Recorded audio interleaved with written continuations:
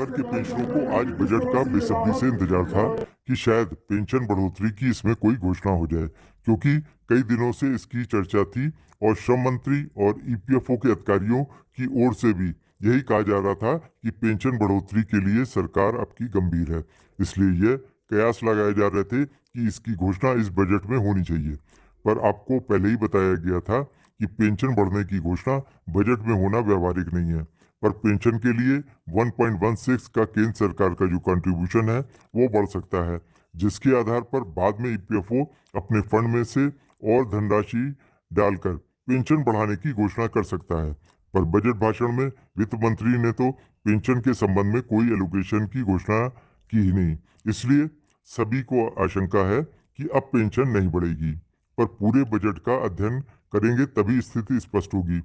Budget में सैकड़ों मदें होंगी जिनका बजट एलोकेशन घटाया या बढ़ाया गया होगा। उस सब के बारे में बजट भाषण में नहीं बताया गया है।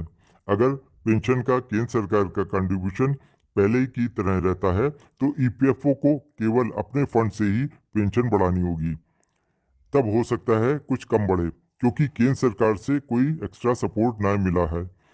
मंत्रियों और अधिकारियों ने जो आश्वासन दिए उससे वो पूरी तरीके से मुकर जाएंगे, ऐसा संभव होना प्रतीत नहीं होता है। पर जुमलेबाजों की सरकार पर कोई भरोसा भी नहीं है। फिर भी अगर ऐसा होता है तो कमांडर साहब ने बार बार कहा है कि काम हो जाएगा तो हाथ जोड़कर धन्यवाद देंगे, और नहीं हुआ तो तलवार की मूठ हमारे हाथ में है, फिर निकालेंगे और अब की लड़ाई निर्णायक होगी और जीत सुनिश्चित होगी। तो फिर क्या है? तो फिर हमने सोचा है संगठन के तौर पे सभी नेताओं ने कि हमने तलवार उठी, तलवार मालूम है सबको, खड्ग तलवार, उसको हमने म्यान में रखा है, लेकिन पूरी तरह से म्यान नहीं किया है।